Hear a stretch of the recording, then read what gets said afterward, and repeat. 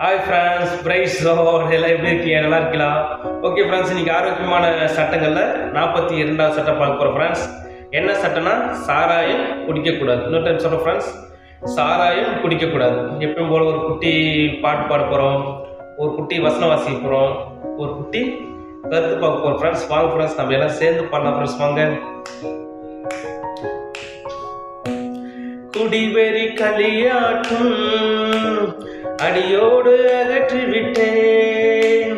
குடிவெறி களியாட்டும் அடியோடு அகற்றி விட்டேன். சிற்றின்பம் போராமைகள் என்றோ வெறுத்து விட்டேன். சிற்றின்பம் போராமைகள் நான் என்றோ வெறுத்து விட்டேன். வாருநாதா ஏசுநாதா, மரணாதா ஏசுநாதா, சீக்கிரம் வாருமையா. மரணாதா ஏசுநாதா, சீக்கிரம் வாருமையா. ஓகே ஃப்ரெண்ட்ஸ், ஒரு குட்டி பாட்டு பாடிட்டோம், ஒரு குட்டி வசனம் வாசிப்போம் ஃப்ரெண்ட்ஸ். இந்த வசனம் எங்கே இருக்குன்னா எபேசியர் 5வது அதிகாரம் 18வது வசனம் ஃப்ரெண்ட்ஸ். துன்மார்க்கத்திற்கு ஏதுவான மதுபான வெறி கொள்ளாமல் ஆவினால் நிறைந்து. இன்னொரு வாசிக்கிறேன் ஃப்ரெண்ட்ஸ். துன்மார்க்கத்திற்கு ஏதுவான மதுபான வெறி கொள்ளாமல் ஆவினால் நிறைந்து. ஃப்ரெண்ட்ஸ், இது வந்து எபேசு பட்டண சபைகளுக்கு பவுல், அப்போஸ்தலன் பவுல் வந்து ஒரு அறிவுரை சொல்றாரு ஃப்ரெண்ட்ஸ். என்ன சொல்றாருன்னா, இப்போ நீங்கள் என்ன பண்ணுங்க, குடிச்சிட்டு வெறி கொண்டு சண்டை போடாம ஆவினால் நிறைந்து, பசுத்தாவினால் நிறைந்து நீங்கள் என்ன பண்ணுங்க,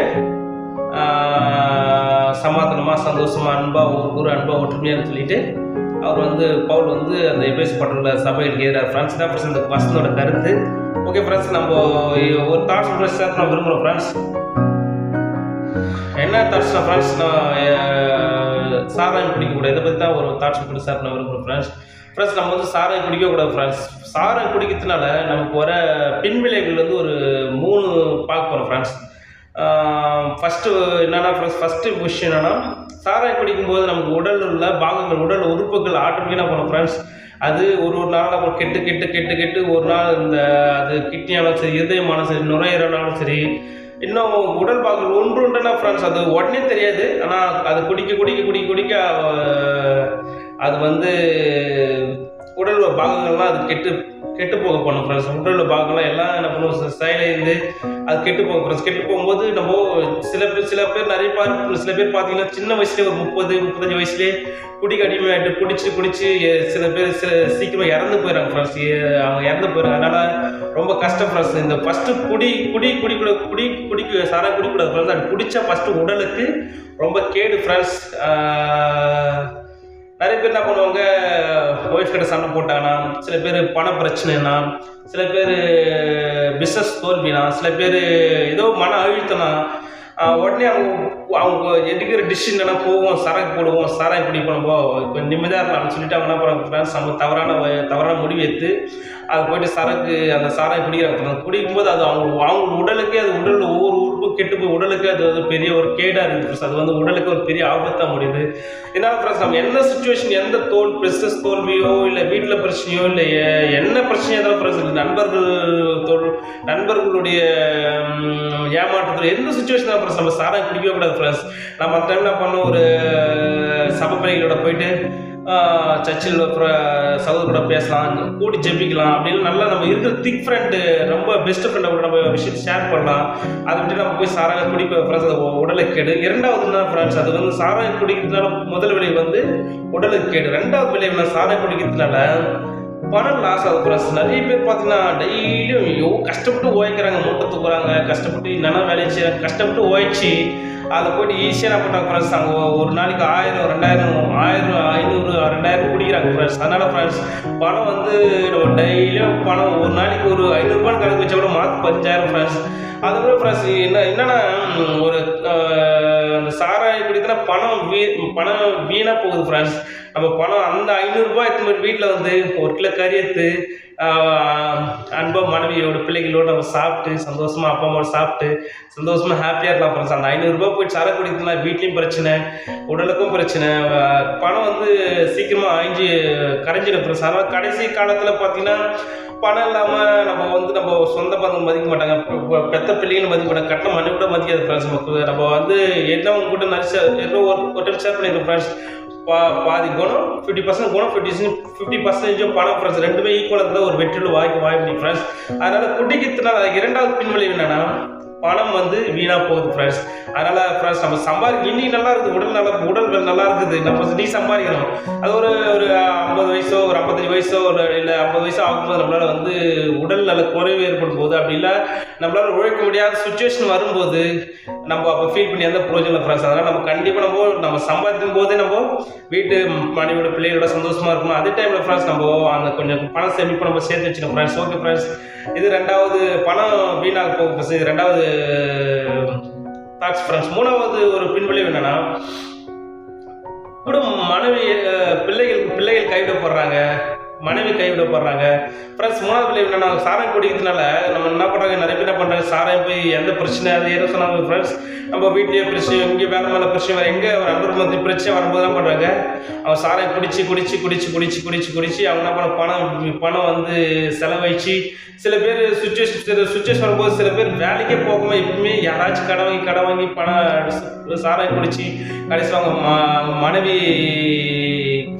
கைவிடப்படுறாங்க, அவங்க பிள்ளைகள் கைவிடப்படுறாங்க, பிள்ளைகள் வந்து நடுத்தருள் நிற்கிறாங்க ஃப்ரெண்ட்ஸ். அதோட நம்ம ஒரு குடிக்கு நம்ம அடிக்ட் ஆகிட்டு நம்ம பிள்ளைகள் மனைவி பிள்ளைகளும் வாயத்தோடு நம்ம கல்யாணம் இருக்கிற நல்லது ஃப்ரெண்ட்ஸ். நம்ம கண்டிப்பாக ரொம்ப வேதனையான காரியம் ஃப்ரெண்ட்ஸ். ஏன்னா சின்ன குழந்தைகள் கைவிடப்படுறாங்க, மனைவி கைவிடப்படுறாங்க. இதெல்லாம் இவங்க பாட்டுன்னு நம்ம என்ன பண்ணுறோம், நம்ம இது பிரச்சனைலாம் குடிச்சு நம்ம அழிச்சிக்கிறோம் ஃப்ரெண்ட்ஸ். ஆனால் நம்ம பிள்ளைகள் நம்ம மனைவியில் நம்ம நினச்சி பார்க்கணும் ஃப்ரெண்ட்ஸ். ஏன்னா அவங்களுடைய எதிர்காலம் என்ன ஆகும், அவங்க ரொம்ப கஷ்டம் ஃப்ரெண்ட்ஸ். நம்ம ஈஸியாக குடிச்சிடணும், ஆனால் பின்வெளி ரொம்ப கஷ்டம் ஃப்ரெண்ட்ஸ். அதனால் எந்த சுச்சுவேஷனாக ஃப்ரெண்ட்ஸ் நம்ம குடிக்கவே கூடாது ஃப்ரெண்ட்ஸ். என்ன தான் டென்ஷன், என்ன தான் மனம் இருந்தாலும் எல்லாத்தையும் சொல்யூஷன் இருக்குது. வாய்க்காக நீங்கள் என்ன பண்ணலாம், மியூசிக் கேட்கலாம், நல்ல நண்பரோட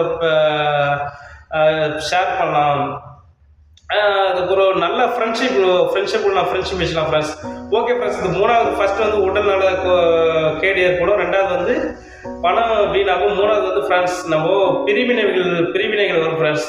ஓகே ஃப்ரெண்ட்ஸ், இந்த குடிவெறியிலிருந்து நம்ம எப்படி வெளியே வரத்துனா ஃப்ரெண்ட்ஸ், ஃபர்ஸ்ட் என்னன்னா குடிக்கிற ஃப்ரெண்ட்ஸாக கூட ஃப்ரெண்ட்ஷிப் வச்சுக்க கூட என்னன்னா என்ன, ஓகே ரைட்டா அது முடிஞ்சிச்சு ஃப்ரெண்ட்ஸ். குடிக்கிற ஃப்ரெண்டாக கூட நம்ம கூட ரொம்ப நேரம் இருக்கிறது, அவங்க வீட்டுக்கு போகிறது, அவங்க கூட வேலைக்கு போகிறது, குடிக்கிற ஃப்ரெண்ட்ஸாக கூட நம்ம ஒரு லிமிட்டோட டிஸ்டன்ஸ் மெயின்டைன்ஸ் பண்ண ஃப்ரெண்ட்ஸ். அவங்களோட ரொம்ப திக் ஃப்ரெண்டாக வைக்கக்கூடாது ஃப்ரெண்ட்ஸ். ரெண்டாவது என்னன்னா ஒரு விஷயம், நான் குடிச்சிட்டே இருக்கிறேன், எனக்கு குடி விட்டால் எனக்கு கை கால் ஊதுரும், என்னால் ஒன்றும் பண்ண முடியல, குடி விட்டால் எனக்கு உயிருக்கு ஆபத்துன்னு டாக்டர்லாம் சொல்கிறாங்க, உடம்புல கொஞ்சம் ஆட்கள் இருக்குன்னு சொல்கிறாங்க, என்ன சொல்கிறாங்க ஃப்ரெண்ட்ஸ். அதெல்லாம் சொன்னால் ஃப்ரெண்ட்ஸ் கண்டிப்பாக நம்ம என்ன பண்ணுவோம், குடி வந்து அந்த ஆசை அதுதான் ஃப்ரெண்ட்ஸ், அது பிசாசுடைய ஒரு பெரிய தந்திரம், ஒரு கண்ணி ஃப்ரெண்ட்ஸ். குடிக்கும்போது அப்படியே அந்த ஆசை அப்படியே அந்த ஃபோர்ஸ் பயங்கரமாக இருக்கும் ஃப்ரெண்ட்ஸ். நம்ம ஈஸியாக சொல்லிடுற பிரதர், நான் குடிக்கூட நீங்கள் ஈஸியாக சொல்கிறீங்க, அதை குடித்தாதான் எனக்கு நல்லா இருக்கும் ஃப்ரெண்ட்ஸ் நிறைய பேர் சொல்கிறாங்க ஃப்ரெண்ட்ஸ். என்னன்னா என்ன விஷயம்னா அவங்க அந்த ஃபோர்ஸ் அந்த ஆசை வரும்போது நம்ம போராடலாம் ஃப்ரெண்ட்ஸ். கண்டிப்பாக சொல்கிறேன் ஃப்ரெண்ட்ஸ், ஒரு வருஷம் 2 வருஷம் 3 வருஷம் 5 வருஷம் போராடலாம் ஃப்ரெண்ட்ஸ். அது நிச்சயமாக அது வெறுக்க தீமை வெறுப்பது கற்றுக்கு பயப்படுது பயன்னு இருக்குது ஃப்ரெண்ட்ஸ். நம்ம குடிவெறி வெறுக்க குடிக்கிற வெறுக்க ஒரு நாள் கண்டிப்பாக ஏசப்பா நமக்கு விடுதலை கொடுப்பார் ஃப்ரெண்ட்ஸ். நம்ம முற்றிலும் குடியை விட்டுட்டு நம்ம சந்தோஷமாக பிள்ளைகளோட மனைவியோட அப்பா அம்மாவோட வேலை நண்பர்களோட சந்தோஷமாக சமாதானம் எப்பயும் வாங்க ஃப்ரெண்ட்ஸ். அதனால் எத்தவொடனே நான் குடியை விட்டுருன்னா அது போராட்டம் இருக்கும் ஃப்ரெண்ட்ஸ். கண்டிப்பாக நம்ம அது போராடி தான் விடணும். அது ஏன்னா அந்த ஆசை வந்து நம்ம அது பிசாசு கண்ணி ஃப்ரெண்ட்ஸ். அதனால் நம்ம ஈஸியாக ஜெயிக்க முடியாது. போராடி வெறுத்து ஒரு நாள் கண்டிப்பாக ஏசப்பா நம்ம விடுதலை கொடுப்பாரு, நம்ம சந்தோஷமாக வாழ ஃப்ரெண்ட்ஸ். நம்ம வெறுக்கணும். நம்ம 50% நிறைய பேர் வச்சுக்கோங்க, நான் ஒரு போமாங்க ஏசப்பா தான் அவர் தாங்க இப்படி ஆடுவேன் நான் தஞ்சாவூர் போமாரிங்க சஞ்சாயிடம் நிறைய பேர் சொன்னாங்க அப்படிலாம் ஃப்ரெண்ட்ஸ். கண்டிப்பாக நம்ம 50% நம்ம தான் முதல் 50% நம்ம தான் அது வெறுக்கணும் ஃப்ரெண்ட்ஸ்.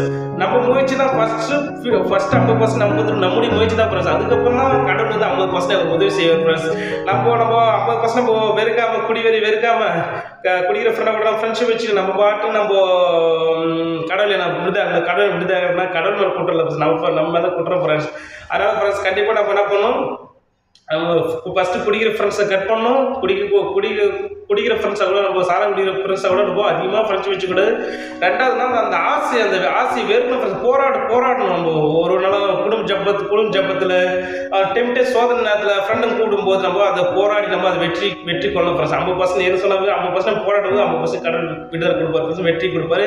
அந்த குடிக்காமல் இருக்கிறதுக்கு மேற்கொள்ள ஆவியான கொடுப்பார் ஃப்ரெண்ட்ஸ். அதான் ஆரத்த அந்த வசனவாசத்தில் ஃப்ரெண்ட்ஸ் ஆவினால் இருந்து. Okay friends. அதுக்கப்புறம் என்னன்னா இதுதான் ஃப்ரெண்ட்ஸ் நீங்கள் தாட்ஸ் ஃப்ரெண்ட்ஸ். நம்ம சாராயம் குடிக்கக்கூடாது ஃப்ரெண்ட்ஸ். சாராயம் குடிக்கிறது நமக்கு நான் ஏன் பார்த்தா ஃபஸ்ட்டு வந்து உடலுக்கேடு, 2வது பணம் வீணாக போகுது, 3வது பிரிவினைகள் வருது ஃப்ரெண்ட்ஸ்.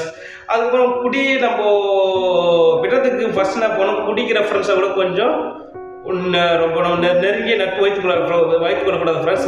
2வது என்னன்னா நம்ம குடிக்க ஆசை வரும்போது நண்பர்கள் குடிக்க கூடும்போது நம்ம அதை கூட போராடி நம்ம அந்த ஆசை போராடி நம்ம நம்ம வெறுக்கும்போது ஒரு நாள் மூலியமாக நம்ம விடுதலை அடையும் ஃப்ரெண்ட்ஸ். நம்ம குடிக்காமல் நம்ம சந்தோஷமாக மனைவியோட பிள்ளைகளோட அப்பா அம்மாவோட நண்பரோட உறவோட எப்போது சந்தோஷமாக இருக்கும் ஃப்ரெண்ட்ஸ். ஓகே ஃப்ரெண்ட்ஸ், இதான் நீங்கள் தாட்ஸ் ஃப்ரெண்ட்ஸ்.